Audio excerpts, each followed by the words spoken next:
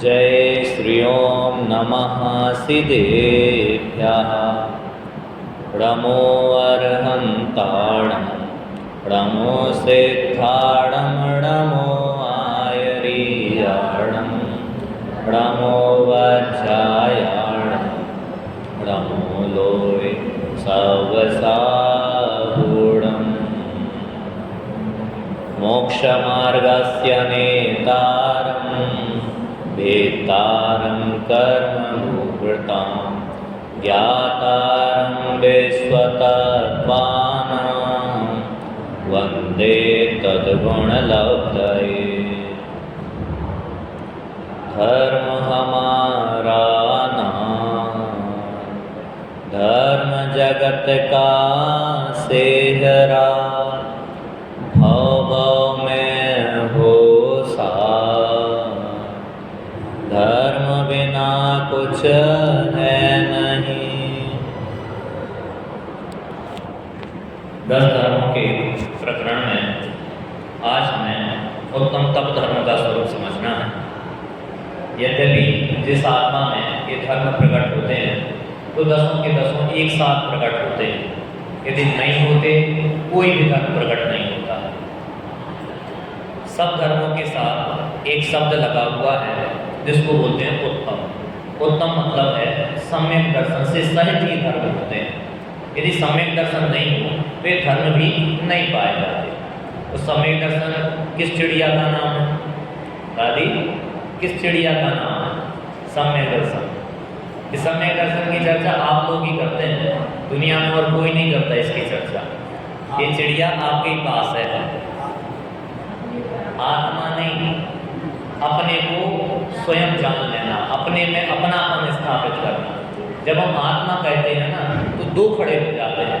हमें लगता है आत्मा कोई और है, मैं कोई और हूँ। टोडरमल जी ने निश्चयाभासी के प्रकरण में लिखा, जैन मिथ्या दृष्टियों की भूल बताई ना, तो वहाँ कहा ये अध्यात्म में अपनी और जीव तत्व की चर्चा करता है तो ऐसे करता है जैसे जीव कोई और हो। हम बात ऐसे ही करते हैं ना, हम सुनते भी ऐसे ही हैं, ताकि आत्मा अजर है, अमर है, शुद्ध त्रिकाली है, तो हमें ऐसा लगता है किसी और आत्मा की बात हो रही होगी। हमें क्या पता कौन है आत्मा? हमें ये भाववासनी नहीं होता कि वो आत्मा तत्व मैं हूँ और मेरी चर्चा चल रही है। इसलिए द्वैत खड़ा होता है, शब्दों में दो खड़े हो जाते हैं।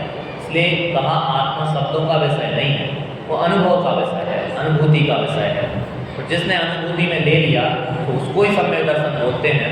सम्यक दर्शन कोई अलग वस्तु नहीं है। तो ऐसे सम्यक दर्शन सहित ये 10 धर्म होते हैं। उन 10 धर्मों में से आज हमें उत्तम तप धर्म का स्वरूप समझना है। ठीक है ना? किसका स्वरूप समझना है? समझने के लिए उत्तम तप का स्वरूप समझना है। बाकी सारे के सारे धर्म एक साथ ही होते हैं। दुनिया में कोई भी काम बिना तप के होता ही नहीं है। कोई भी काम आप लगा लो, विद्यार्थी को तपना पड़ता है, तब जाके वो विद्यार्थी बनता है। मजदूर को भी तपना पड़ता है, धूप में तपना पड़ता है, अपने काम में तपना पड़ता है, तब उसको मजदूरी प्राप्त होती है। दुनिया में जितने भी लोग हैं, चाहे क्रिकेट खेलने वाला क्यों ना हो, उसको अपने काम में तपना पड़ता है, तब उसको उस चीज़ में सफलता हासिल होती है। आपको गृहस्थी के काम में तपना पड़ता है, तब सबको ही करना पड़ता है, क्योंकि तप के बिना किसी को भी लक्ष्य की प्राप्ति नहीं होती है। ये तप का महात्म्य है। लेकिन यहाँ हम जिस तप की चर्चा कर रहे हैं वो तप थोड़ी निराला है, ऐसा सामान्य तप नहीं है। क्योंकि पूजन की पंक्तियों में कहा है तप चाहे सुर राय, कर्म शिखर को वज्र है। जिस तप को वे देवता भी चाहते हैं और जो तप कर्मों के लिए वज्र के समान है, वज्र सब नष्ट कर देने वाला है, ऐसा तप कुछ अलौकिक होता है। अभी हमने 6 दिनों में जो रत्न समारे थे, संयम धर्म में हमने पढ़ा था, संयम रत्न समार विषय जोर बहु फिरत है। हमने रत्न कमाए इन 10 धर्मों के, 10 धर्मों के रत्न कमाए थे ना। वे रत्न परिष्कृत नहीं थे, वे पॉलिश होनी थी। जो पॉलिश होती है ये उत्तम तप के द्वारा होती है। तप से उन धर्मों की शोभा बढ़ती है। बात समझ में आ रही है? तब उन धर्मों को निखारने का काम करते हैं, उसमें पॉलिश करने का काम करते हैं। यह आत्म तत्व को बना बनाया भगवान था, लेकिन तब धर्म उस बने बनाए भगवान को प्रकट करा देता है। जैसे पत्थर होता है, पत्थर पाषाण होता है, उसमें मूर्तिकार मूर्ति बनाता है कि होती है? बनाता है। होती है कि बनाता है? होती है। पहले से मूर्ति उसमें होती है। पत्थर में मूर्ति मौजूद होती है, बस मूर्तिकार क्या करता है? पर मूर्तिकार उसमें से जो एक्स्ट्रा पत्थर होता है उसको हटा देता है। यदि उसमें उसको मूर्ति नहीं दिखे तो वो मूर्ति बनाएगा कैसे? अभी सैंपल के रूप में बहुत बड़ा पत्थर आया और जमीन पर पड़ा हुआ है, उसको उसमें मूर्ति दिखाई देती है। जब आप मूर्ति बनवाने जाओ ना जाए तभी खड़े खड़े बता देते हैं इसका सिर इतना निकलेगा, ऐसी इसमें से भुजाएं निकलेगी, ऐसे पद्मासन में ऐसी ऐसी प्रतिमा बनेगी। कि पत्थर रखा है वहाँ, कुछ नहीं देखा है, वो देख के बता देता है, क्योंकि उसको उसमें प्रतिमा दिखाई देती है। मूर्तिकार मात्र उस एक्स्ट्रा पत्थर को निकाल के उसको मूर्ति को प्रकट करा देता है। यही वैसे ही उत्तम तप धर्म इस बने बनाए भगवान को ऊपरी आवरण हटा के प्रकट करा देता है। ये उस उत्तम तप धर्म का स्वरूप है। उत्तम संयम धर्म में हमने संयम दो प्रकार का देखा था, एक प्राणी संयम, एक इंद्रिय संयम। एक शाव को रोका कि हमारा पंच इंद्रिय के जीवों की हिंसा नहीं हो गए और पांच इंद्रिय के विषयों में हमारा चित्त नहीं जावे, वहाँ एक शाव को रोका। ठीक है ना? संयम में यहाँ एक शाव को रोका नहीं जाता, यहाँ एक शाव को समाप्त किया जाता है। उत्तम तप धर्म में एक शाव का निरोध कर दिया जाता है, एक शाव उत्पन्न ही नहीं होता। ऐसे ही चलेगा।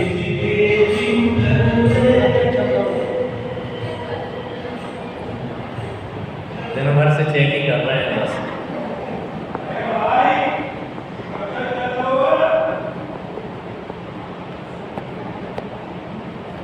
चलिए, तप की जो वैल्यू है, तप को कहा है, तप सीधा मोक्ष प्रदान करता है, तब मोक्ष दिला देता है। अब यहाँ में प्रश्न उपस्थित हो सकता है कि पंचम काल में तो मोक्ष होता नहीं, पर हम तप क्यों करें? दादी, पंचम काल में तो मोक्ष होता नहीं है, हम तप करेंगे कहीं हम मोक्ष चलेगा, फिर दिक्कत खड़ी हो जाएगी यहाँ तो। अब पंचम काल में मोक्ष होता नहीं है और तप से मिलता है मोक्ष, तो मतलब ये है कि हम तप करें नहीं। एक साधु महात्मा बैठे हुए थे, उनने पूछा, एक विद्यार्थी ने ऐसे ही प्रश्न किया, तप करने की जरूरत क्या है? उनने सामने एक पेड़ था, उसको उंगली दिखा के बोला, ये किसका पेड़ है? उसने कहा आम का पेड़ है। उसने कहा आम लगा है क्या उसमें? आम तो नहीं लगा। फिर तुमने कैसे कहा कि ये आम का पेड़ है? जब मौसम आएगा उसमें आम लगेंगे, लेकिन इसलिए मैंने कहा कि ये आम का पेड़ है। तब जैसी जैसी अवस्था हो वैसे तप करो, लेकिन तप ही है, आज भी कोई तप है। अभी तो मोक्ष फल रूप फल नहीं मिला, कोई दिक्कत नहीं, अभी नहीं मिला, समय आएगा तो मोक्ष रूपी फल भी मिलेगा। इसलिए तप मोक्ष दिलाने वाला है, ऐसी तप का महात्मा है। देवता जिस तप को चाहते हैं ये ऐसा सस्ता नहीं होता, बहुत महान है, एक कर्म क्षय को कराने वाला होता है। तप के संदर्भ में कहा ना, तप की परिभाषा में कि कर्म के क्षय के लिए आत्मा को तप्त करना, आत्मा को तपाना, उसको कहते हैं तप। तो निर्जरा होती है, वो निर्जरा दो प्रकार की होती है, एक होती है सविपाक निर्जरा, एक होती है अविपाक निर्जरा। हमारा कर्म का उदय ऐसा आया, वो कर्म उदय में आके खिर गया, ठीक है ना? कर्म का उदय आया तो खिर गया। आपको 10 रोटी मिलनी थी, 10 रोटी आपको प्राप्त हुई, जितना पुण्य था वो चला गया 10 रोटी वाला। इसको बोलते हैं सविपाक, मतलब उदय में आया और खिरा, ठीक है ना? ये तो अनादिकाल से हर जीव के होता ही है, इसमें किसी को पुरुषार्थ नहीं करना पड़ता, सहज में होता है। इससे मोक्ष भी नहीं होता, ये कोई कार्यकारी नहीं होती सविपाक निर्जरा। एक होती है अविपाक निर्जरा, कि स्टॉक में कर्म पड़े हुए थे, अभी उदय में नहीं आया, लेकिन हमने आत्मबल का ऐसा पुरुषार्थ जगाया, जो कर्म उदय में नहीं आए थे वे भी कर्म हमने चढ़ा दिए। बात समझ में आई? जो अभी कर्म उदय में नहीं आए थे, अभी नहीं आने थे, बाद में आते, हमने उन कर्मों को भी नष्ट कर दिया, उसको बोलते हैं अभिपाप निर्जरा। ये कर्म पके नहीं थे कि उदय में आ जाए और फिर भी हमने उनको नष्ट कर दिया। ये तप है वो अभिपाप निर्जरा कराने वाला है। आपके कर्म सत्ता में पड़े पड़े पाप कर्म नष्ट हो जाते हैं, पुण्य कर्म बढ़ जाते हैं, पाप घट जाते हैं। ऐसा इस तप का प्रभाव होता है। दो लड़के थे, धर्म के 10 लक्षण चल रहे थे, द्रव्य क्या चल रहे थे, पर्व के दिन चल रहे थे, ठीक है ना।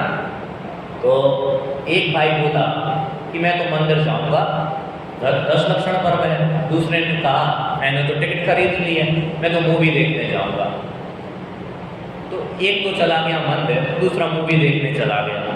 जो मंदिर जा रहा था उसको पट्टा लग गया और वो गिर पड़ा, उसके पैरों में चोट लग गई। अब वो लंगड़ाते लंगड़ाते मंदिर पहुंचा, आ रहा था कि जो मूवी देखने गया था उसको लकी ड्रॉ खुल गया, उसको 1000 रुपये कैशबैक मिल गया, वापस 1000 रुपये और मिल गए उसको। तो बड़ा प्रसन्न हुआ। दोनों मित्र आए और वापस मिले। तब एक ने बताया मुझे तो 1000 रुपये मिले, मैं तो मूवी देखने गया था। जबकि मूवी देखने का भाव कौन सा है, पुण्य का भाव है कि पाप का भाव है? तो पाप का भाव है। पाप किया और फिर भी प्रॉफिट हुआ। दूसरे ने कहा मैं तो मंदिर गया था, पुण्य का भाव लेके गया था और मुझे मैं गिर और गया, पैर और टूट गए, मेरा तो पाप उदय जा गया। अब दोनों को डाउट हुआ, अच्छा काम करने से बुरा फल, बुरा काम करने से अच्छा फल, ऐसी अनीति जनाब में होती है क्या? दोनों पहुंचे गुरु जी के पास। गुरु जी तत्वज्ञानी थे, अवध ज्ञान के धारी थे।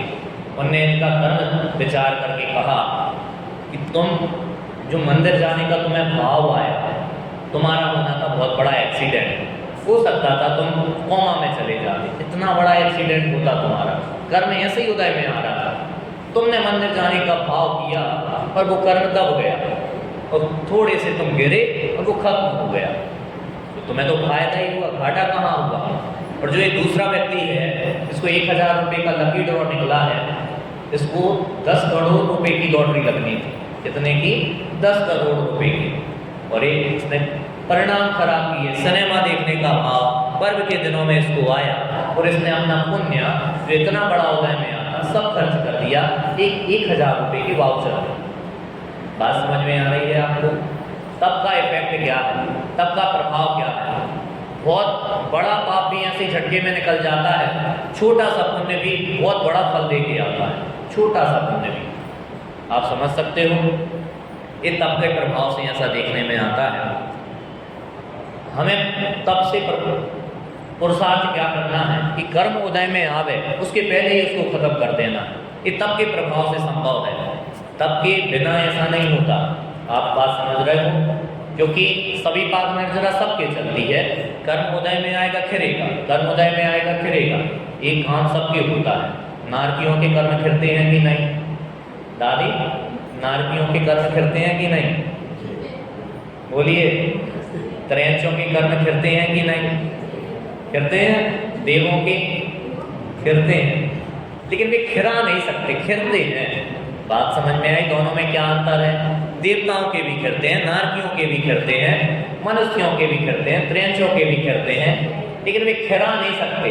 खिराने की फैसिलिटी एकमात्र एक गति में है, जिसको बोलते हैं मनुष्य गति। देवता इस तप को चाहते हैं, उस तप अलौकिक होगा। यदि खाना छोड़ना तप होता ना तो देवताओं के बहुत ज़्यादा होता है। आपको पता है जितने सागर की आयु उनकी होती है उतने 1000 साल तक उन्हें भूख का विकल्प नहीं आता। जैसे कोई 22,000 सागर की आयु वाला देव है तो उसको 22,000 साल बाद कभी विकल्प आता है कि मुझे भूख लगी है। तो भूख लगती है तो पता है क्या होता है? उनके कंठ से अमृत झर जाता है, उनका तो मुंह तक जूठा नहीं होता। वे तो हमसे ज़्यादा उपवास कर लेते हैं। यदि भोजन छोड़ने को उपवास कहते हैं तो सबसे बड़ा उपवास तो हमने किया ना। फिर भी क्यों तप को चाहते हैं? पूजन में लिखा तप चाहे सुर राय। उस तप को सुर राय, सुर मतलब देवताओं के राजा, जैसे इंद्र भी चाहते हैं। तो कोई खाना छोड़ना तो वो तप नहीं होगा। हम आगे समझने वाले हैं उसका स्वरूप क्या है। हमारे पास दोनों ऑप्शन हैं। हम भोग के रास्ते पर भी जा सकते हैं और योग के रास्ते पर भी जा सकते हैं। हमें चुनना है कि हम कौन सा रास्ता अपनाते हैं। दुनिया में लगे हुए हैं लोग, भोग को ही चुनते हैं, भोगों में ही मस्त हैं, लेकिन भोग से मनुष्य पर्याय की सार्थकता नहीं है। मनुष्य पर्याय में संयम धारण और तप के माध्यम से सार्थकता है। जिस पर्याय के लिए देवता तरसते हैं, तो भोग के लिए तरसते हैं क्या देवता? उनके यहाँ भोगों की कमी है क्या? उनका व्यक्तिगत शरीर है, कोई रोग नहीं होता उन्हें, कांतिमय होता है, क्रीम पाउडर नहीं लगाना पड़ता, उन्हें नहाना नहीं पड़ता, उनके पास कोई भोगों की कमी नहीं है। वे इसके लिए नहीं तरसते, वे संयम के लिए तरसते हैं, वे तप के लिए तरसते हैं जो हमारे पास उपलब्ध है। यदि हमने इन तप को अंगीकार करके मनुष्य पर्याय सार्थक नहीं की, तो हमारा मनुष्य भाव कोड़ी के भाव चला जाने वाला है। यह हमें विचार करना चाहिए। भोजन भी अग्नि में तब के स्वादिष्ट बनता है, कच्चा भोजन स्वादिष्ट नहीं होता। घड़ा भी जब तपता है तब वो काम में आता है। आप मिट्टी का घड़ा बनाओ और उसमें पानी भर दो बिना तपाए, तो टिक पाएगा क्या? नहीं टिक पाता, तो नष्ट हो जाता है। सोना भी जब खदान से निकलता है तो उसको तपाया जाता है। 16 टन सोना बोलते हैं ना, तो इतने ताप पे जब वो तपता है तब प्योर सोना निकल के आता है। दुनिया में हर जगह तप की कीमत है, मात्र मोक्ष मार्ग में नहीं। जब आत्मा अपने प्रतपन करेगा, तपेगा, तब कर्मों की निर्जरा होती है, इसलिए तप की इतनी कीमत है। एक मिट्टी थी, एक घड़ा एक महिला के सिर पर रखा हुआ था, वो जा रही थी, तो जमीन की मिट्टी ने उस घड़े वाली मिट्टी से पूछा, तुम्हारी वैल्यू जाना क्यों है? तुम तो सिर पे धारण की हुई हो, तुम भी मिट्टी, मैं भी मिट्टी, तुम भी एक ही जाति की, मैं भी एक ही जाति की, तुमने क्या तीर मान लिया जो तुम सिर पर हो और मैं जमीन के नीचे, पैरों के नीचे दब रही हूँ? घड़े वाली मिट्टी ने क्या कहा? मैंने तप किया है, ऐसे ही नहीं मैं सिर के ऊपर धारण की गई। पहले कुम्हार ने लाके मुझे जमीन से खोदा, फिर उसको गूथा, खूब पैरों से रौंदा, उसके बाद उसका गोलाकार बनाया, चाक पे कई दफे घुमाया। जब मैंने आकार ग्रहण किया, फिर उसने बहुत ठोका मुझे, बहुत पीटा। उसके बाद भट्टी में तपाया, जब तप की मैं निकली हूँ तब सिर पे उसके स्थित हुई। ऐसे नहीं मैं तब घड़ा बन गई। मिट्टी पिटे तो घड़ा बनती है, बूंद मिटे तो समंदर बनता है, ये उनका तप है। बात समझ में आई? जब ये आत्मा तपता है तो पता है कहाँ किसके सिर पर बैठता है, किसके सिर पर बैठता है? तीनों लोगों के सिर पर जाके बैठता है, ऊर्ध्वगमन स्वभाव से।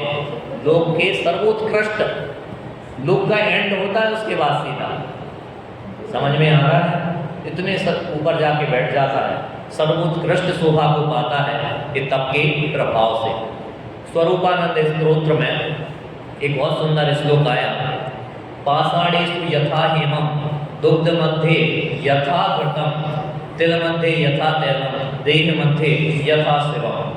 कि जैसे पाषाण के बीच में सोना रहता है, एक खदान से निकलता है तो ऐसे ही किट्ट गानिमा से युक्त होता है, उनके बीच में फंसा होता है। और दुग्ध मध्ये यथा घृतम, दूध के बीच में जैसा घी होता है, ऐसा दिखाई नहीं देता लेकिन निकल के आता है। कैसे? जब उसको तपाया जाता है, जब उस पाषाण को तपाया जाता है तो स्वर्ण निकल के आता है। जब घी को, दूध को तपाया जाता है तब घी निकल के आता है। और क्या कहा? तिल मध्ये यथा तेल, जब तिल को भिगोया जाता है तो उसमें से तेल निकल के आता है। वैसे ही देह मध्ये यथा शिवम, इस देह के बीच में शिव मौजूद है। इस शिव कौन होता है? हाँ, कौन होता है शिव? अरे बोलो, है आत्म तत्व तो हमारा शिव है, कल्याणकारी बोलते हैं। इसमें आया ना छेड़ाला में, तीन भुवन में सात वीतराग विज्ञान था, शिव स्वरूप शिव का नमः त्रियोग समारिके। यह वीतराग विज्ञानता कैसी है? कहा कि शिव स्वरूप है, कल्याण स्वरूप है, शिव का कल्याण को देने वाली है, शिव को मतलब मोक्ष देने वाली है, ये वीतराग विज्ञानता। ऐसे ही देह के बीच में शिव मतलब कल्याण स्वरूप भगवान आत्मा है, वो हमें प्राप्त कैसे होगा? तो कहा कि तप के माध्यम से यह भगवान आत्मा प्राप्त होता है। एक गुफा में एक दिगंबर मुनिराज बैठे हुए थे, वहाँ से चंद्रगुप्त मौर्य गुजरे, तब उनकी दृष्टि पड़ी तो मुनिराज ने पूछा तुम कौन हो? तो चंद्रगुप्त बोले मैं चक्रवर्ती हूँ। दुनिया में चंद्रगुप्त को भी चक्रवर्ती कहते हैं, 6 खंड वाला नहीं, सारे भारत देश पर शासन किया, इसलिए चक्रवर्ती सम्राट बोलते हैं। कहा कि मैं चक्रवर्ती हूँ। तो मुनिराज बोले मैं भी चक्रवर्ती हूँ। क्या आप कैसे चक्रवर्ती बने? मैंने तो पूरा देश जीता है, 6 खंड जीत लिए, इसलिए चक्रवर्ती हूँ। आपने किसको जीता है? तो मुनिराज बोले ने 5 इंद्रियों और मन को जीता है, और ऐसे जीतने वाले को तो जितेंद्रिय बोलते हैं, जिन बोलते हैं, संपूर्ण विजेता बोलते हैं, और तो और महावीर बोलते हैं। वीर बस नहीं बोलते, जो दूसरों को जीतते हैं वे होंगे वीर, जो अपने को जीतते हैं उन्हें महावीर बोलते हैं। नेमिचंद्राचार्य लिखते हैं ना अपने गौमट सार में, 6 खंडम साह्यम अभिज्ञान जयमयी चक्रेण मया, कि मैंने इस सिद्धांत रूपी 6 खंडों को जीत लिया है, इसलिए मैं चक्रवर्ती हूँ। 6 खंडागम की टीका लिखी उन्होंने, गौमट सार आदि लिखे, वे अपने आप को चक्रवर्ती कहते हैं, सिद्धांत चक्रवर्ती थे। ऐसे ही अपने आप को जीतने वाले भी चक्रवर्ती हैं, जिन्होंने 5 इंद्रियों मन को वश कर लिया है, वे भी चक्रवर्ती संज्ञा को प्राप्त होते हैं। यद्यपि आत्म तत्व का अवलोकन, उसमें एक प्रतिपन्न करना तप धर्म है, लेकिन जिनवाणी में 12 प्रकार के तप भी गिनाए हैं। वे 12 प्रकार के तपों का एकमात्र उद्देश्य आत्म तत्व में लीनता स्थापित करना है, और दूसरा कोई उद्देश्य नहीं कि आत्मा में और लीनता कैसे बढ़े, यही उद्देश्य है उसका। हम एक एक की चर्चा कर ही लेते हैं। पहला तप है अनशन। अनशन को उपवास भी बोलते हैं। आप स्वरूप बताएंगे क्या स्वरूप है अनशन तप का? क्या स्वरूप है? क्या कहो उपवास का? बोलिए, कोई बोले। उपवास किसे कहते हैं? ये तो आप थोड़ा सा पढ़ लिया है तो आप ऐसी बात कर रहे हो। आप तो बताओ, आप उपवास करते कैसा हो? बोलो। भोजन छोड़ देते हो ना? भोजन को छोड़ने को उपवास बोलते हैं। हम बार बार चर्चा कर चुके हैं, इसलिए जाना नहीं, अपन खींचेंगे। इसका नाम, ये तप यदि तप होता तो फिर देवता इसके लिए तरसते नहीं। उनके बहुत भोजन छोड़ते हैं, वे 21 हज़ार साल तक नहीं करते, 33,000 साल तक भोजन नहीं करते, इसलिए अनशन भोजन छोड़ना नहीं होता। आचार्य देव लिखते हैं कि उपवास क्या है, तो उसके बारे में लिखते हैं, कसाय विषय आहारो त्यागो यत्र विधीयते। कसाय विषय आहारो त्यागो यत्र विधीयते। जहाँ कसाय का, विषयों का और आहार का त्याग होता है, तीनों क्रमशः कहे, पहले तो कसाय छूटे तुम्हारी, विषय भोगों के प्रति लालसा छूटे, फिर आहार छूटे, तो वो उपवास कहलाता है। मात्र भोजन छोड़ना उपवास नहीं होता। एक भजन आता ना, आपने सुना हो, जो इच्छा का दमन ना हो तो, नहीं सुना? यदि इच्छाओं का दमन नहीं हो गए तो भोजन छोड़ने से क्या फायदा? पशु भी तो भोजन नहीं करते, उन्हें भी तो भोजन नहीं मिलता, तो क्या वे मुनि बन जाएंगे? क्या उनका उपवास हो जाएगा? कहा कि ऐसे नहीं होता, इच्छाओं का दमन होना चाहिए। उपवास को उप मतलब होता है समीप, वास मतलब होता है रहना। किसके समीप रहना? घर के समीप रहना? अरे अपने समीप रहना, उसको उपवास बोलते हैं। पर्व किसके समीप रहना? आत्मा के समीप रहना, उसको उपवास कहते हैं। और यदि एक क्रिया नहीं हो रही है, मात्र भोजन छोड़ के आपको लगता है कि आपने धर्म कर लिया, तो आप बहुत बड़े धोखे में हैं। विषय भोग छूटे नहीं, एसी में आपने पूरा दिन गुजारा, मोबाइल को स्क्रॉल करते हुए आपका दिन बीता है, ऐसे उपवास नहीं होता। दुनिया में भी बहुत बड़ा भ्रम ये है कि जिसने भोजन छोड़ा हो उसको धर्मात्मा माना जाता है। आपके परिवार में 2 व्यक्ति हो गए हैं, एक व्यक्ति 2 टाइम भोजन कर रहा है शुद्ध सात्विक और प्रवचन सुनता है, थोड़ा ध्यान करता है, स्वाध्याय करता है, और एक व्यक्ति भोजन नहीं कर रहा, उपवास किए हुए है, बैठा हुआ है, लेटा हुआ है, आराम कर रहा है। दरवाजे की घंटी बजी, घंटी बजती है, आप बताइए मम्मी किसको गेट खोलने को भेजेगी?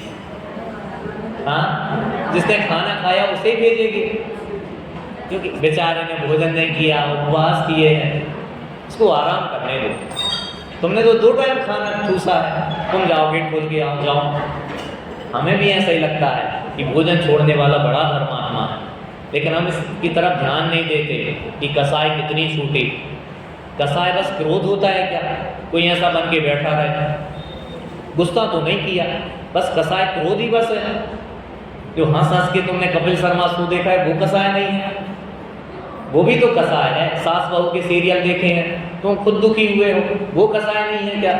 वो भी तो कसाय है। और जो तुम्हें घमंड आ गया कि मैंने उपवास किया है, वो कसाय नहीं है, वो भी तो कसाय है। और तुमने जो छल किया, मैं आज काम नहीं करूँगा, मेरा तो उपवास है, मुझ पे तो काम होता नहीं, मैंने उपवास किया है, ये कसाय नहीं है क्या? ये भी तो कसाय है। तुमने कसाय कितनी छोड़ी है उस बात पे डिपेंड करता है कि तुम्हारा तप कितना है। देखो जो भी चर्चा तपों की आई है ये मुनिराजों के संदर्भ में आई है, तो मुनिराजों के यथार्थ रूप में सही तप होते हैं, लेकिन गृहस्थ भी प्रयास करते हैं। लेकिन प्रक्रिया यही है कि कसाय छूटे, विषय छूटे, फिर आहार छूटे। और आहार छोड़ के विषयों में लग जाना नहीं है। आत्म तल्लीनता की दशा हो, आत्मा में ही उपयोग बारंबार जावे, आत्मा में नहीं जा रहा तो उसके प्रतिपादक ग्रंथों में जावे, उसी के चिंतन में जावे, उसी के मनन में जावे। तुमने भोजन नहीं करके क्या कमाया? समय बचाया, देखिए समय तुमने और कामों में तो वेस्ट कर दिया, फिर उस बचाने का औचित्य क्या रहा? इसलिए उपवास के संदर्भ में ये बात समझनी चाहिए कि कसाय विषय आहार का त्याग अनशन है, ठीक है ना। दूसरा है अवमोदर्य। क्या है? याद कर लेना आप 12 तक। पहला है अनशन, दूसरा है अवमोदर्य। क्या बोलते हैं इसको? ऊनोदर भी बोलते हैं, ठीक है ना। इसको हम बोलचाल में एक आसन बोलते हैं कि एक बार भोजन लेना, उसको एक आसन बोलते हैं। लेकिन आज ये ऊनोदर नहीं रह गया, आज ये दूनोदर हो गया। उदर मतलब होता है पेट, ऊन मतलब होता है कम। पेट में जितनी भूख हो उससे कम खाना होता है ऊनोदर, लेकिन लोगों ने इसको क्या बना लिया है? दूनोदर बना लिया है। अब खाना एक ही बार है तो हम सोचते हैं कि हम बीच के टाइम पे खाते हैं, कितने बजे? एक के बाद भोजन लेते हैं, इससे दोनों टाइम फिक्स मैनेज होके चलते हैं। शाम को भी, रात भी आराम से निकल जाती है और दिन भी आराम से निकलता है, कोई दिक्कत नहीं होती पंडित जी। एक बार में ही हम 2 बार का खा लेते हैं आराम से, बहुत बढ़िया हमारा एक आसन चल रहा है। ये बात ही नहीं थी यहाँ ऊनोदर में, उसका नाम ही ऊनोदर है कि भूख से कम लेना था, और तुम भूख से डबल लेते हो कि दोनों टाइम का काम चल जाए। तुमने तो व्रत का स्वरूप ही बिगाड़ दिया। मुनिराज लेते हैं आहार, उनके होता है इसलिए अवमोदर्य। वे भूख से कम लेते हैं, जितनी भूख हो उससे और कम लेते हैं। वे पेट भर के नहीं खाते, पेट भर के खाएं तो वे तो भोगी हो जाएंगे, वे तो योगी होते हैं। और व्रतों को करने वाले योगी ही होते हैं, भोगी नहीं होते। भोगियों के व्रत होते कहाँ हैं? योगियों के होते हैं। इसलिए इसका भी स्वरूप समझना चाहिए, भूख से कम लेना, ठीक है ना। भूख से ज़्यादा ले लेना में तो व्रत कहाँ रहेगा। तीसरा व्रत है वृत्ति परिसंख्यान। क्या नाम है? वृत्ति परिसंख्यान। बोलिए, ठीक है। इसमें क्या होता है? मुनिराज अटपटी प्रतिज्ञाएं लेके आहार के लिए निकलते हैं। सब एक चिन्ह प्रतिज्ञा का होता है। जैसे ही उन्होंने हाथ यहाँ रखा, अब ये प्रतिज्ञाबद्ध होके आहार लेने के लिए निकले हैं। वो अटपटी प्रतिज्ञाएं लेते हैं, वे चाहते नहीं आहार लेना, वे तो सोचते हैं जैसे टले सो टले, लेकिन निकलना है तो निकले। उल्टी सीधी प्रतिज्ञा ली, जनवाणी में आप सबने पढ़ी हुई हैं। ऐसी प्रतिज्ञा ली महावीर स्वामी ने। कोई स्त्री हो गए, बाल मुड़े हो गए, सांकलों में जकड़ी हो गए, ऐसे घर में हम आहार लेंगे और पुण्योदय से ऐसी पूर्ति भी हो जाती है। एक मुनिराज ने प्रतिज्ञा ली कि बैल के सींगों में गुड़ लगा हो गए तो हम वहाँ आहार लेंगे। अब आप सोच सकते हो कैसे रेयर प्रसंग है कि कभी बन जाए। बैल घुसा गुड़ के व्यापारी के यहाँ, गुड़ के ढेले में सिर मारा तो भाग गया, मुनिराज को दिख गया, प्रतिज्ञा पूरी हो गई। हाँ, जिसका भी हो तो एक प्रतिज्ञा बताने का प्रयोजन है कि ऐसी अटपटी प्रतिज्ञा क्यों लेते हैं। इसलिए लेते हैं क्योंकि उन्हें भोजन के प्रति राग नहीं है। वे सोचते हैं कि जैसे टले सो टाल हो। प्रतिज्ञाएं भी कई प्रकार की ली जाती हैं। आहार वृत्ति होती है कि आहार ऐसा ऐसा मिलेगा तो लेंगे। कभी दाता की वृत्ति होती है कि दातार यदि ऐसे होंगे, ऐसे जोड़े में होंगे, ऐसे ऐसे खड़े होंगे तो आहार लेंगे। कभी पात्र वृत्ति होती है कि पात्र लेके खड़े रहते हैं ना, कलश इत्यादि, तो ऐसे कलश इत्यादि दिए हों तो हम आहार लेंगे। कभी ग्रह वृत्ति होती है कि मुनिराज एक पैमाना बना के चलते हैं कि मैं 10 घर तक ही जाऊंगा, यदि 10 घर तक जाने में विधि मिली तो आहार ढूंढूंगा, अन्यथा वापस लौट आऊंगा। बात समझ में आई? ये तीसरा व्रत कौन सा है? तीसरा तप, अरे बोलो द्रव्य की मम्मी, कौन सा तप है? वृत्ति परिसंख्यान, ठीक है ना। फिर से पहला है अनशन, दूसरा है अमोदर्य, तीसरा है वृत्ति परिसंख्यान, चौथा है रस परित्याग। कौन सा है? अब हम ये वृत्ति परिसंख्यान तो पालन नहीं कर सकते, कर सकते हो चाहो तो कर लेना, एक घर में फिर आपको डांट सुननी पड़ेगी। आप प्रतिज्ञा कर लेना यदि भोजन में ये बना हो तो ही मैं भोजन करूंगा, नहीं बना हो तो मत करना। अपना पुण्य चेक कर लेना, आप कर सकते हो अपना पुण्य चेक, डेली किया करो, ठीक है ना। बिना मांगे भोजन करने बैठा करो, कोई आपको पूछता है कि नहीं। यदि पुण्योदय होगा तो पूछेंगे, वरना कोई नहीं पूछेगा, टेंशन नहीं लेना। आपसे दोबारा पूछते हैं आपको चाहिए कि नहीं चाहिए, मांगना नहीं, ऐसे ही भोजन मांग करने बैठना, कुछ भी नहीं मांगना, जो आए सो खा लेना। आपको अपना पुण्य पता चलेगा कितना है। मैं शिविर में गया तो मैं गेम खिलाता था बच्चों को ऐसे ही कि आओ अपना पुण्य चेक करें। सबसे बोलता था आधा घंटे का अपने पास टाइम है, हम भोजन करने जैसे ही बैठेंगे आधा घंटे में उठना है। क्या क्या आपके पास आ रहा है? आपको मात्र दाल रोटी में निपटा दिया कि मिठाई भी मिली, आपको खीर भी आपके लिए बनी थी, आपसे कई बार पूछा कि उपेक्षा भाव से दे दिया, अरे खा लो जो बना है सो, ऐसा तो भाव नहीं था, अरे क्या लाए आपके लिए कि ऐसा भाव था। आप सब नोट करना, अपना अपना पुण्य चेक करना, फिर अपन आगे वापस मिलेंगे और फिर एक दूसरे का पुण्य आपस में साझा करेंगे कि किसका पुण्य कितना है। मैं गया, मैंने अपना पुण्य चेक किया, सब उनने ला के रख दिया सामने। मैं तो शिविर में गया था तो एक जन के यहाँ गया, उनने सब ला के रख दिया। और गेम का रूल क्या था? जो थाली में परोसा जाएगा वो खाना है। पुण्य तो बहुत था, सब आ गया, थाली चारों तरफ सजा हुआ है, लेकिन खा कुछ नहीं पाया, क्योंकि गेम का रूल क्या था कि जो थाली में परोसा जाएगा वो खाएंगे। तो मेरा पुण्य तो ऐसे ही निकल गया, जो जो थाली में आया वही खाया, बाकी सब देखता रहा। और बच्चों को भोजनशाला में भोजन कर रहे थे, उनको परोसने वाले थे तो सबको परोसा गया। बात समझ में आ रही? तो अपना पुण्य चेक करते रहना इन तप के माध्यम से। चौथा है रस परित्याग, रसों का त्याग करना। भोजन में आता है सठ रस मिश्रित भोजन से प्रभु भूख न मेरी शांत हो। ये सठ रस होते हैं, कितना भोजन हमने किया है अनादिकाल से, कभी भूख शांत नहीं। आप लोग पूछते हो पंडित जी आपने कुछ लिया नहीं, ये भी खा लो, ये भी खा लो। खा लूँगा मैं, यदि दोबारा खाना ना पड़े तो। जब सुबह खा के जाते हैं शाम को फिर खाना पड़ता है, तो स्टॉक करने का क्या औचित्य है? आप बताओ, जीवन गवा देने लायक है क्या ऐसी में कि नहीं? यद्यपि स्वास्थ्य के लिए तो हानिकारक था, लेकिन खाए जा रहे। क्यों? कल का विश्वास नहीं है क्या? विश्वास रखो, मिलेगा, बराबर मिलेगा। तो रस परित्याग कहा। आगे बढ़ो, बिल्कुल आगे बढ़ो, बिल्कुल आगे बढ़ो। और आगे जमीन पर पहुंचो, जमीन पर पहुंचो, और आगे बढ़ जाओ, बिल्कुल बढ़ जाओ। चलिए, चौथा तप कहा है रस परित्याग। क्या नाम है चौथे तप का? रस परित्याग। इसमें व्रत में क्या होता है? तप में मुनिराज आहार की प्रतिज्ञा लेके आते हैं तो किसी ना किसी रस को छोड़ते हैं। कभी नमक छोड़ देते हैं, कभी घी छोड़ते हैं, कभी खटाई छोड़ते हैं, इत्यादि अलग अलग दिन अलग अलग रस का त्याग करते हैं। इसका बहुत सॉलिड रीजन ये है कि हम एक ही प्रकार का भोजन करते हैं तो उसमें हमारी रुचि हो जाती है। आप अभी नमक का भोजन करते हो तो आपको वो भोजन अच्छा लगता है। आप यदि आजीवन नमक छोड़ दे गए तो आपको बिना नमक का भोजन अच्छा लगने लगेगा। इसलिए हमेशा छोड़ने के लिए नहीं कहा कोई भी चीज़, क्योंकि शरीर को उन तत्वों की ज़रूरत भी होती है।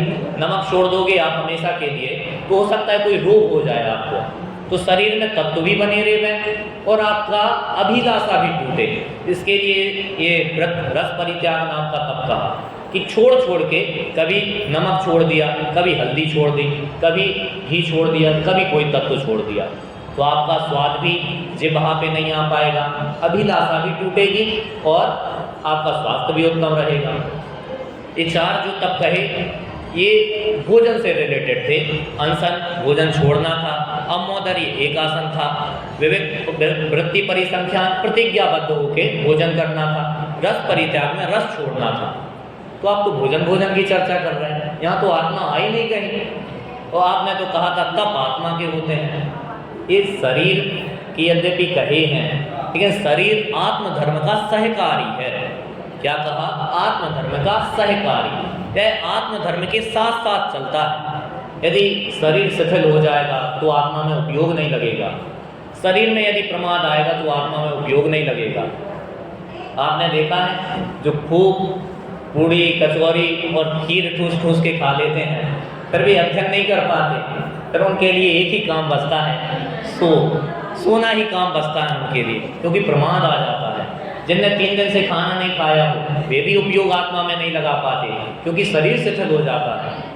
इसलिए मुनिराजों के लिए अनिवार्य नहीं है कि वे उपवास करें। मुनिराजों के लिए आचार्य देव जैसी जिसकी परिस्थिति देखते हैं वैसा आदेश देते हैं। 2 मुनिराज आचार्य देव के पास गए। एक मुनिराज से आचार्य ने कहा तुम्हें आहार लेने जाना है। दूसरे मुनिराज से आचार्य ने कहा तुम्हें 2 दिन तक उपवास करना है। एक तीसरा व्यक्ति देख रहा था, उसने आचार्य को जिज्ञासा हुई, आचार्य आपने ऐसा क्यों कहा? एक को तो कहा उपवास करना, एक को कहा कि तुम्हें आहार लेने जाना है। आचार्य देव ने कहा कि इसने कल ज़्यादा आहार ले लिया था प्रमाद की वजह से, इसलिए इसमें प्रमाद बढ़ गया है, और प्रमाद होने से आत्म साधना में इसका उपयोग नहीं जमता, इसलिए हमने उपवास करने को कहा है। 2 दिन में इसका उपयोग अपने आप आत्मा पे आ जाएगा। और इनने 3 दिन के उपवास किए थे, इसलिए शरीर शिथिल हो गया है। अब शरीर स्थिर नहीं रहता, इसलिए इनको कहा है तुम आहार लेने जाओ। शरीर में कुछ ताकत रहेगी तब तो आत्मा का ध्यान हो पाएगा। इसलिए भोजन की चर्चा यद्यपि शरीर के परिप्रेक्ष्य में की है, लेकिन उनका एकमात्र उद्देश्य आत्मलीनता बढ़ाना है और दूसरा उद्देश्य नहीं है। एक मुनिराज ने 1 महीने के उपवास किए। आंटी क्या किए? हाँ, 1 महीने के उपवास किए। फिर वे मुनिराज प्रतिज्ञा लेके आहार करने गए और आहार किए, थोड़ा सा आहार लिया और वापस आ गए। फिर उनने 1 महीने के उपवास किए। तो एक व्यक्ति ने मुनिराज से बोला, मुनिराज यदि आप कोई 1 महीने बाद आहार लेने नहीं जाते ना तो आपका 2 महीने का रिकॉर्ड बन जाता। मुनिराज बोले रिकॉर्ड बनाने के लिए आहार का त्याग नहीं होता। यदि रिकॉर्ड ही बनाने होते तो आदिनाथ का तो बहुत बड़ा रिकॉर्ड है, ये तो 1000 साल तक जमे सो जमे ही रह गए। और रिकॉर्ड क्या उपवास करने से थोड़ी मोक्ष हो जाता है? आपको पता है अनशन की अनिवार्यता नहीं है मोक्ष मार्ग में। भरत चक्रवर्ती ने मुनि दीक्षा अंगीकार की, अंतर मुहूर्त में वे आत्मा में लीन हुए और केवल ज्ञान उन्हें प्राप्त हो गया। उपवास करने के लिए तो 1 दिन चाहिए ना, 1 दिन में तब तो भोजन छोड़ेंगे, उन्हें 1 दिन मिला ही कहाँ था? अंतर मुहूर्त में तो उन्हें केवल ज्ञान हो गया। अब उन्हें अनशन किया कि नहीं किया, आपसे प्रश्न है। उन्हें अवकाश ही कहाँ था कि वे अनशन करते। बहुत मुनिराज ऐसे अनंत मुनिराज हुए हैं जिनने कभी अनशन नहीं किया, फिर भी मोक्ष चले गए। ये अनिवार्य नहीं है मोक्ष मार्ग में कि आप अनशन करो। आहार लेना अनिवार्य है क्या? वो भी अनिवार्य नहीं है। एकासन नहीं करें तो भी मोक्ष हो जाता है। बात समझ में आ रही है? ये 6 तप जो हैं ये बहिरंग तप हैं। बहिरंग तप मतलब दूसरों को दिखाई देते हैं तो उन्हें ऐसा लगता है कि ये तपस्वी हैं। कोई उपवास करे, एकासन करे तो दूसरों को दिखाई देते हैं कि ये धर्मात्मा है, ये तप कर रहा है। ये बहिरंग तप है, भोजन से संबंधित है, शरीर से संबंधित है, पर आत्मधर्म के सहकारी हैं। 5वां है विविक्त संयासन। इसका अर्थ ये है कि मुनिराज एकांतवास करते हैं और हम करें, हम भी एकांत में रहने का अभ्यास करें, क्योंकि जगत के बीच में रहने में जगत के जीव लिखा ना कि 2 पाए होते हैं ना, चौपाए तो शरीर खाते हैं, 2 पाए दिमाग खाते हैं। मुनिराज को शरीर से ज़्यादा दिमाग खाना पसंद नहीं है। बात समझ में नहीं आई? ये जो मनुष्य होते हैं ना, ये मुनिराज का उपयोग खराब करते हैं। घर गृहस्थी की बातें बताएंगे, अपने दीन दुखड़े सुनाएंगे। मुनिराज को क्या प्रयोजन है इनसे? ये तो सब छोड़ के ही तो मुनि बने हैं। यही सुनना होता तो वे दुकान खोल लेते। ये आइए, आपको जो शंका हो हमारी दुकान पे आइए, सारी शंकाओं का हम समाधान कर देंगे। उन्हें ये करना ही नहीं था, इसलिए तो वे जंगल चले गए। मुनिराज सोचते हैं कि 4 पाए आके मेरा देह खा जाए, मुझे उसकी टेंशन नहीं है, 2 पाए आके मेरा दिमाग खराब ना करें, इसलिए वे विविक्त संयासन अपनाते हैं, एकांतवास में रहते हैं। उन्हें दूसरों से मिलने का अवकाश ही नहीं है। ऐसे ऐसे शिखरों पे जाके विराजते हैं जहाँ कोई भूल से भी ना चढ़ पाए। आपको शिखर जी की वंदना में तकलीफ होती है, इसलिए गए थे पार्श्वनाथ इतने ऊपर कि तुम्हें तकलीफ हो गए, तुम बार बार डिस्टर्ब करने नहीं आ जाओ। यदि यहीं बैठ जाते कहीं मैदान में तो तुम दिन में 4 बार चले जाते और बोलते भगवान कुछ उपदेश दे दो, कुछ उपदेश दे दो, फिर भी आत्म साधना कब करते? इसलिए भी ऐसी जगह जाके बैठे कि तुम्हें कम से कम 4 बार सोचो जाने के पहले कि शिखर जी की वंदना करनी है। सच में, और कोई कारण नहीं, उतने ऊपर जाके क्यों बैठ गए? वहाँ हवा अच्छी चलती थी, गर्मी नहीं लगती थी। इस संसारियों से जितने दूर पहुँचे सो ठीक है। गिरनार का पर्वत देखा है कितना ऊंचा है, मांगी तुंगी कितना ऊंचा है, जानबूझ के भी वहाँ जाते हैं कि कोई डिस्टर्ब करने नहीं आया। उन्हें संसारियों का समागम अच्छा नहीं लगता, क्योंकि जिन्हें आत्मा की रुचि होती है उन्हें दुनिया की रुचि नहीं होती। जिन्हें आत्मा की रुचि नहीं होती वे प्रपंच करते हैं, वे दुनिया के जंजाल में उलझते हैं। ये विभक्त सन्यासन है। इसलिए हमें भी एकांतवास का अभ्यास करना चाहिए। आप कभी मौन लेके देखो, आपको सच में बहुत मजा आएगा। 1-8 घंटे का मौन लेना बहुत मजा आएगा। 1-8 दिन का ले लोगे ना, आपको लगेगा आज तो कुछ करने ही को नहीं है, इतने फ्री रहोगे आप लेके देखना। जब प्रपंच नहीं होता तो हम बहुत फ्री रहते हैं। आप विचार करोगे तो आपको पता चलेगा कि जीवन में यही तो करते हैं, व्यर्थ बातें, व्यर्थ बातें। आप मौन लेके चेक करना कि आप कितनी व्यर्थ बातें करते थे। यदि आप बहुत फ्री महसूस करें, हल्का महसूस करें, तो आप समझना आप बहुत फालतू बातें करते थे। यदि लगे कि कुछ कम जाना नहीं हुआ तो समझना आप कम बातें करते थे व्यर्थ की। इसलिए चेक करना अपने आप को, ठीक है ना? तप लेने हैं कि नहीं लेने हैं तो ये फॉलो करने हैं, ठीक है? अगला तप है काय क्लेश। कौन सा तप है? इसका अर्थ क्या है? काया को क्लेश देना, ये अर्थ नहीं होता इसका। लोग उल्टा अर्थ लगाते हैं कि टीवी में बैठते ना, एक पैर पे आसन लगा के बैठे हैं, आग जलाई हुई है, चारों तरफ ध्यान कर रहे हैं। ये मतलब नहीं होता। अपने कूड़े मार रहे हैं शरीर में। काया को क्लेश नहीं देना। देह में यदि क्लेश हो गए उस समय भी आत्मलीनता की दशा नहीं खोना, इसको बोलते हैं काय क्लेश। उसमें भी परिणाम संभाल लेना, क्लेश देकर नहीं, क्लेश हो गए तो भी परिणाम संभाल लेना, उसको बोलते हैं काय क्लेश। दक्ष कुमार मुनिराज के ऊपर उपसर्ग हुआ, सिर के ऊपर सिगड़ी चल रही है, ऐसी दशा में भी वे आत्म तत्व को नहीं भूलते, ये उनका काय क्लेश तप है। बात समझ में आ रही है? परिणामों से विचलित नहीं होते, ये उनका काय क्लेश तप है। सेठ जी ने दीपक जलाया और ध्यान करने बैठ गए कि जब तक दीपक नहीं बुझेगा मैं ध्यान करूंगा। अपने आप को कष्ट दे रहे हैं। एक काय क्लेश तप नहीं था। तप होता तो स्वर्गाधिक अवस्था मिलती। वे कहाँ गए आपको पता है? क्या बने थे सेठ जी? मेंढक बने थे। तब के प्रभाव से मेंढक थोड़ी बनता है। तो ये तो जबरदस्ती का अपने शरीर को टॉर्चर कर रहे थे। आत्मा में तो उपयोग था नहीं। दीपक दिखता था। सेठानी आई, फिर दिया में घी डाल गई, फिर आई, फिर घी डाल गई, फिर आई, फिर घी डाल गई। उन्हें ऐसा लगता था ये सेठानी मरती क्यों नहीं है, बार बार आके घी डाल जाती है। इसलिए काय क्लेश तप को क्या बोलते हैं? काया में क्लेश हो गए फिर भी अपने परिणामों से विचलित नहीं होना। ये काम नहीं कि जबरदस्ती क्लेश देते रहना, ठीक है ना? कि कष्ट हो रहा है फिर भी कष्ट दिए जा रहे हैं। शरीर को कष्ट देने का कोई फायदा नहीं रहता। बात समझ में आ रही होगी। अनंगसरा का उदाहरण सुना आपने? अनंगसरा को चक्रवर्ती की बेटी थी, एक व्यक्ति किडनैप करके ले गया, जंगल में छोड़ दिया। 3-4 हजार सालों तक जंगल में ही रही, फल फूल आदि खाती थी, झरने का पानी पीती थी। और फिर उसको लगा कि अब कोई बचाने नहीं आएगा, तो दिग व्रत, देश व्रत आदि ग्रहण कर लिए, सीमा मान ली कि इसके बाहर मैं नहीं जाऊंगी। जब उसके पिता को पता चला वे बचाने पहुंचे तो बहुत बड़ा अजगर उसको मुंह में लिए हुए था, खाता जा रहा था। तब अनंगसरा बोली कि पिताजी इसको अभय दान दो, मेरा जीवन तो अब यहीं गुजरने वाला है, मैंने तो प्रतिज्ञा की है कि मैं इसके बाहर नहीं जाऊंगी, इसलिए आप इसको अभय दान दो। इसको बोलते हैं तप करना। गाया को क्लेश है लेकिन उससे परिणाम विचलित नहीं किए। चाहते तो बोल देती पिताजी इसको मारो मुझे बचा लो, बचा सकते थे, अभी नहीं खाया था, लेकिन नहीं बोला। काया को क्लेश होने पर भी आत्म परिणाम विचलित नहीं करना, इसको बोलते हैं काय क्लेश। बात समझ में आई है? काया को कष्ट देने वाले तो अन्य धर्मों में मिलते हैं, ठीक है ना? आपने देखे होंगे टीवी वगैरह में, जबरदस्ती अपने आप को पीटते रहते हैं, वो मानते हैं कि धर्म कर रहे हैं। लेकिन काया को कष्ट हो ऐसे समय में भी आत्म परिणाम विचलित नहीं करने वाले इस जैन शासन में ही मिलते हैं। 6 प्रकार के बहिरंग तप कहे हैं। पहला है अनशन, दूसरा है अमौदर्य, तीसरा है वृत्ति परिसंख्यान, चौथा है रस परित्याग, 5वां है विविक्त सय्यासन, 6वां है काय क्लेश। 6 प्रकार के होते हैं अंतरंग तप, ठीक है ना। अंतरंग तप साधन है और बहिरंग तप साधन है, अंतरंग तप साध्य है। जैसे कार होती ना, आपको मैनपुरी जाना हो तो कार है वो क्या है, साधन है, उसमें बैठो और उतर जाना, उसमें ही मत फंसे रहना, जाना तुम्हें मैनपुरी है। ऐसे अंतरंग तप तो है साध्य, उनको प्रकट करना है।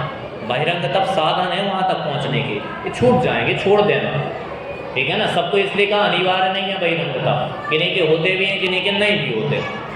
पहला है प्रायश्चित, क्या नाम है, प्रायः प्लस चित, मतलब बार बार जो अपराध हो रहे हैं उनका गलती दोष को स्वीकार करके उनका प्रायश्चित ले लेना, उसको बोलते हैं प्रायश्चित तप है, अंतरंग तप है। सुरसागर मुनिराज ने अकंपनाचार्य के पास जाकर प्रायश्चित लिया कि हे आचार्य मुझसे भूल हुई है, मुझे क्षमा करना। बड़े पंडित जी साहब कहते हैं बड़े सौभाग्यशाली हैं वे जीव जिन्हें अपने दोस्त दिखते हैं।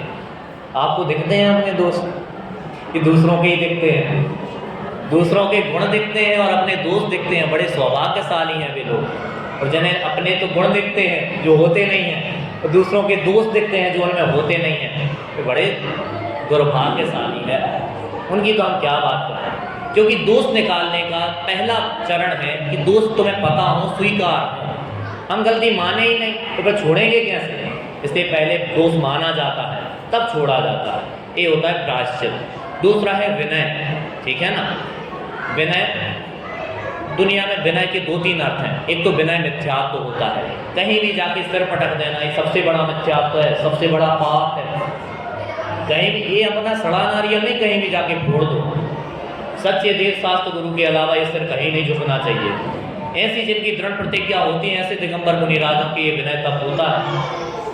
नहीं, हम जो दोस्त था साथ में, उसने बोला यहाँ भी सिर झुका दूँ तो हमने झुका दिया, ऐसे कि धर्म नहीं पाया जाता। मिथ्यात्व जिनके हो उनके धर्म का तो अंश नहीं है, अब कहीं भी सिर झुका देते हो।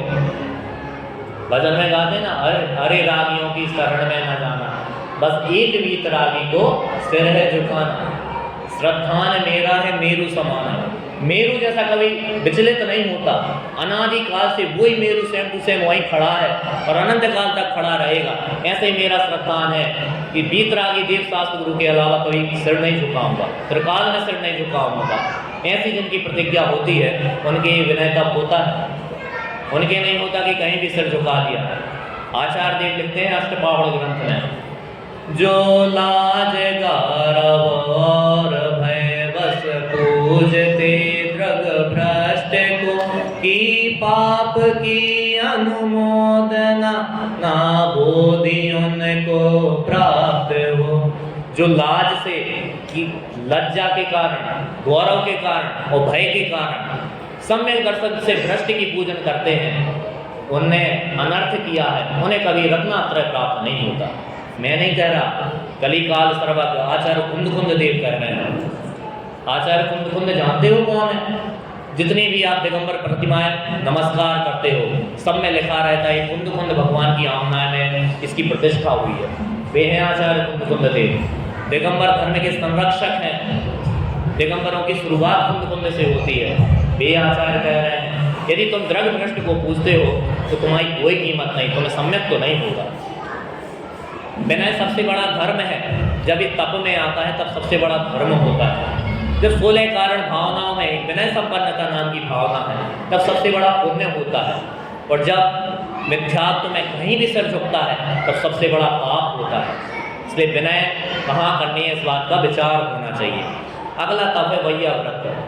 वैयाव्रत को लोग बहुत उल्टा लेते हैं कि दूसरों की सेवा करना, हाथ पैर दबा देना, इतने ही तक उनने सीमित कर दिया।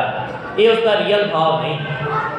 उसका भाव ये है कि किन्हीं मुनिराज की शरीर की रोगादिक के कारण साधना शिथिल हो रही है, तो यदि उन्हें पूरा उपदेश दिया जाए कि तुम तो आत्मा हो, तुम तो आत्मा हो, आत्मा में लीन हो जाओ, तो कदाचित उनके परिणाम स्थिर नहीं हो पाएंगे। इसलिए उनकी वैयावृत्ति करके उनका सिर आदि दबा करके उनको आत्मा में स्थिर कराया जाता है, उसको वैयावृत्त बोलते हैं।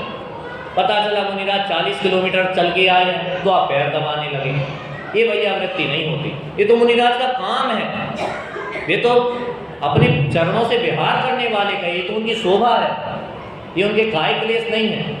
बात समझ में आ रही है?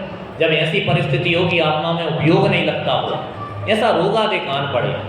आपने वो चित्र देखा है समाधि मरण का, 4-6 मुनिराज आजू बाजू बैठे हुए, एक मुनिराज की वैयावृत्ति कर रहे हैं, ये होता है, ये वैयावृत्त उसको बोलते हैं। वरना गृहस्थ जाके मुनिराज के हाथ पैर दबाएंगे तब एक प्रश्न खड़ा होगा कि ये जो वैयावृत्त है तब किसको हुआ, मुनिराज को हुआ कि गृहस्थों को हुआ? आपसे ही प्रश्न है, आप बताइए। गृहस्थ ने मुनिराज के पैर दबाए तब गृहस्थ को हुआ कि मुनिराज को हुआ? गृहस्थ को हुआ। गृहस्थों के ये तप होते ही नहीं है, ये दिगंबर मुनिराजों के होते हैं। तो फिर तो सबसे बड़ा तप पैर दबाना हो जाएगा, तो ये भी तप नहीं है। ये तो अच्छा हुआ आप मेरे पैर दबा दो आप और मेरा तप हो जाएगा, दोनों ही तरीके से फायदा है। इसलिए इसका स्वरूप जितना है उतना ही समझना। फिर से बोलता हूँ, वैयावृत्त का अर्थ है दिगंबर मुनिराजों को शरीर आदि में कोई रोग हो जाए तो शिथिलता आ जाती है, ऐसी परिस्थिति बनती है कि उनका उपयोग आत्मा में नहीं लगता, तब अन्य मुनिराज या गृहस्थ भी उनकी ऐसी सेवा करते हैं कि उनका उपयोग आत्मा में स्थिर हो जाता है। इसको वैयावृत्त बोलते हैं।